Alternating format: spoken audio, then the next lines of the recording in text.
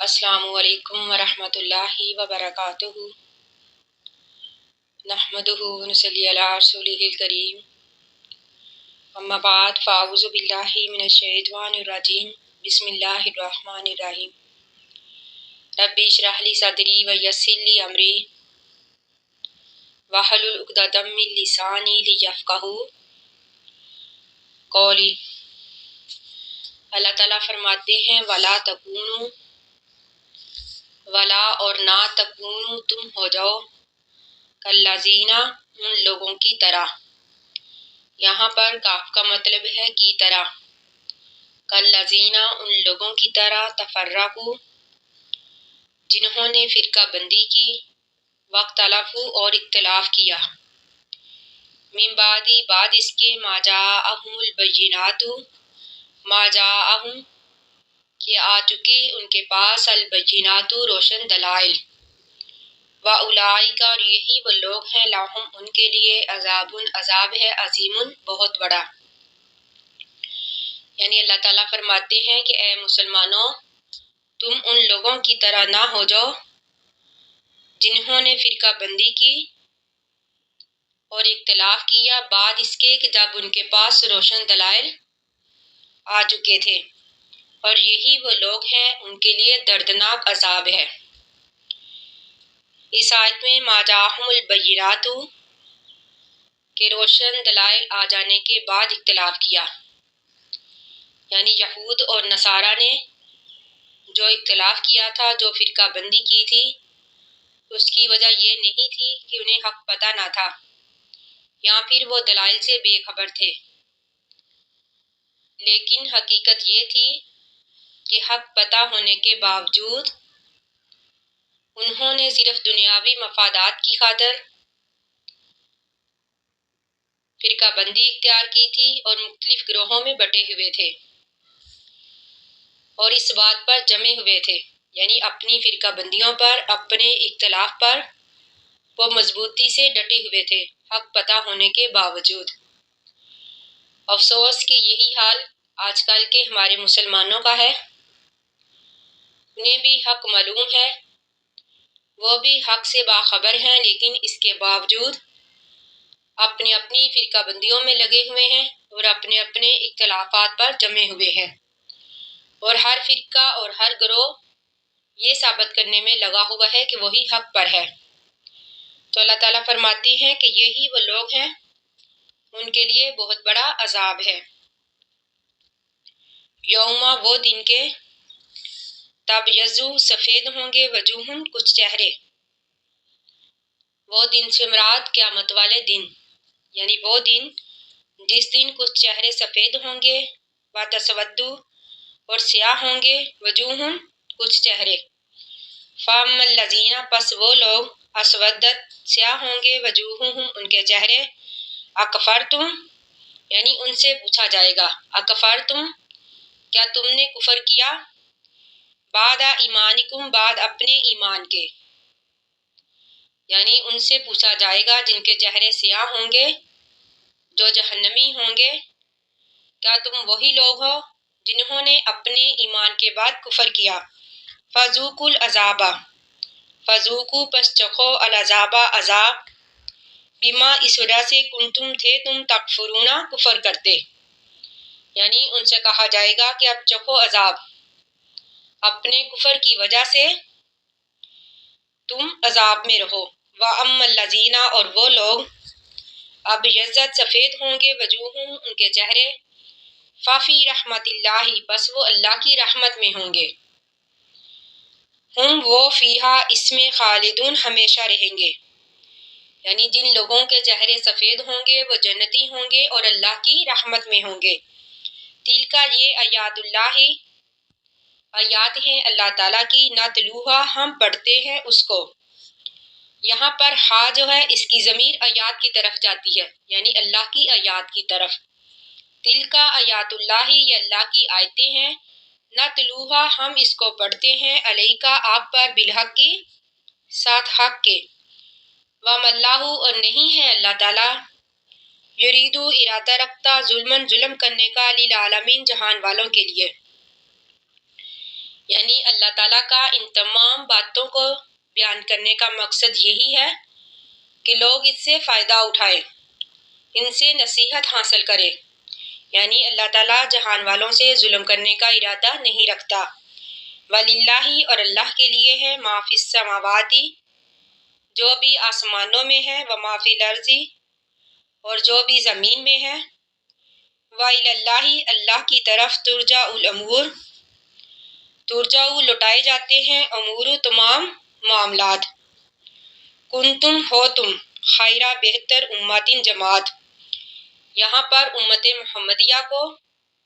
بہترین امت کہا گیا ہے۔ یعنی اللہ تعالیٰ فرماتے ہیں کنتم، ہو تم،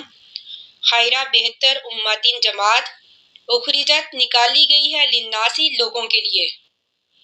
تامرون تم حکم دیتے ہو، بالمعروف نیکی کے کاموں کا، وتنہون اور منع کرتے ہو، عن المنکر برائی کے کاموں سے۔ یعنی بہتر امت ہونے کی وجہ بھی بیان کر دی گئی ہے۔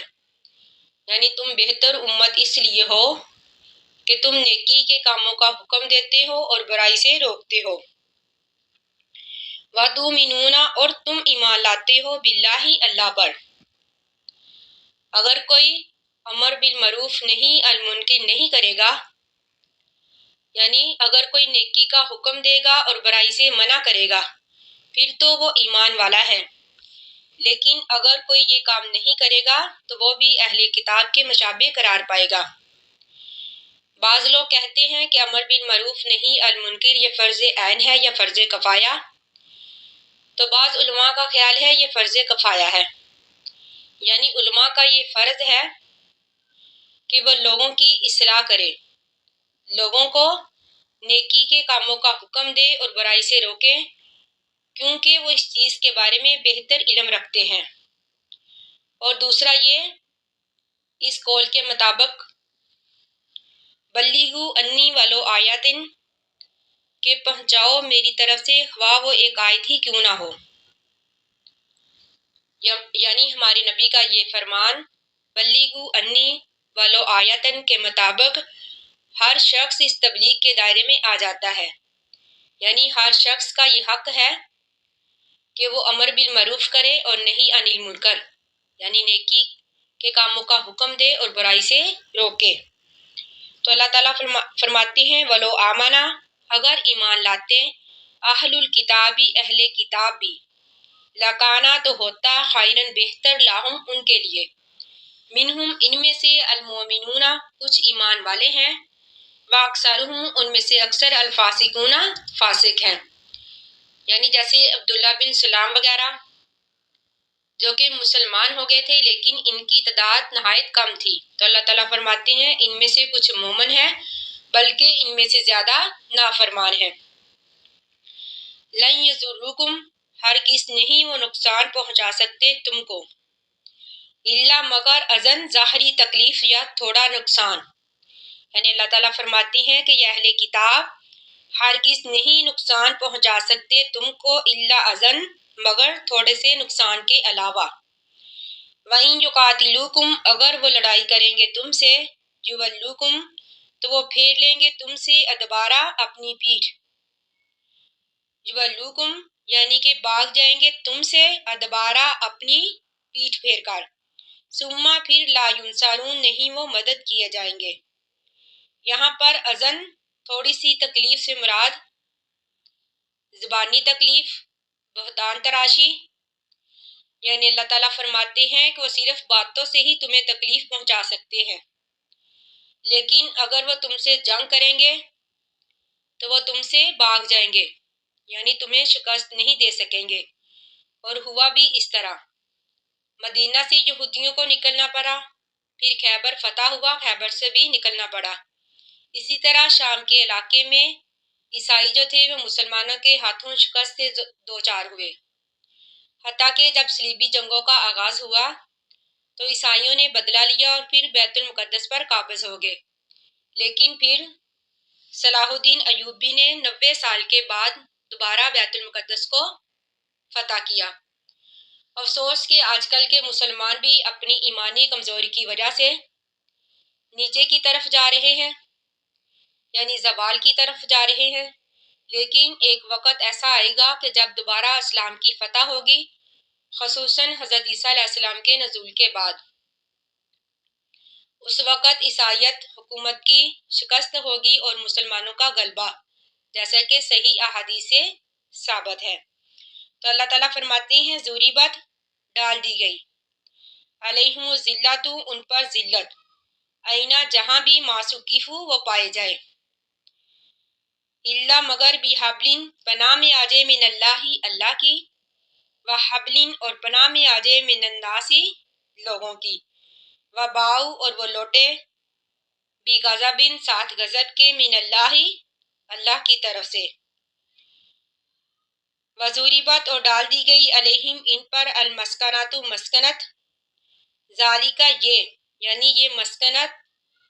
ان پر اس وجہ سے ڈالی گئی بینہم بے شک انہوں نے، بینہم کہ بے شک وہ کانو تھے یکفرون انکار کرتے بآیات اللہ اللہ تعالیٰ کی آیات کا، ویقتلون اور قتل کرتے تھے انبیاء نبیوں کو بغیر حق بغیر حق کے، ذالک یہ بما اس وجہ سے عصوا انہوں نے نافرمانی کی، وکانو اور تھے وہ یعتدون حد سے گزر جاتے۔ یعنی اللہ تعالیٰ فرماتے ہیں یہودیوں پر جو ذلت اور مسکنت ڈالی گئی وہ غضب الہی کے نتیجے میں ان پر مسلط کی گئی، تو اس ذلت سے بچنے کے لیے یعنی وقتی طور پر اس سے بچنے کے لیے دو صورتیں بتائی گئی ہیں، ایک تو وہ اللہ کی پناہ میں آ جائے یعنی اسلام قبول کر لے یا پھر جزیہ دے کر اسلامی ملک میں رہے، اور دوسری یہ کہ وہ لوگوں کی پناہ میں آ جائیں۔ اس سے بچنے کے لیے اس کے دو طریقے ہیں، یعنی لوگوں کی پناہ میں آ جائیں اس کے دو طریقے ہیں، ایک یہ کہ انہیں کوئی عام مسلمان پناہ دے دے، یعنی اسلامی ملک میں رہنے کی کوئی مسلمان اجازت دے دے، کوئی پناہ دے دے مسلمان، تو یہ اسلامی ملک کے حکمرانوں کو تاکید ہے کہ عام مسلمان کی پناہ بھی رد نہیں کی جائے گی، اور دوسرا یہ کہ انہیں کسی غیر مسلم طاقت کی پشت پناہی حاصل ہو جائے، کیونکہ الناسا کا لفظ جو ہے یہ عام ہے، اس میں مسلمان اور غیر مسلمان دونوں شامل ہیں، یعنی اللہ تعالیٰ فرماتے ہیں یہ ان پر محتاجی یہ مسکنت اس وجہ سے ڈالی گئی، ذالک بانہم کانوا یکفرون بآیات اللہ، اس وجہ سے کہ وہ اللہ تعالیٰ کی آیات کا انکار کرتے تھے، انہوں نے نبیوں کو ناحق قتل کیا، یعنی اللہ کی نافرمانی میں حد سے بڑھ گئے اور حد سے تجاوز کرنے لگے، تو اللہ تعالیٰ نے ان پر مسکنت ڈال دی۔ تو اللہ تعالیٰ سے دعا ہے کہ ہم نے جو بھی پڑھا ہے اللہ تعالیٰ ہمیں اس کو سمجھنے اور اس پر عمل کرنے کی توفیق عطا فرمائے، آمین ثم آمین۔ آخر دعوانا ان الحمد للہ رب العالمین۔ السلام علیکم ورحمۃ اللہ وبرکاتہ۔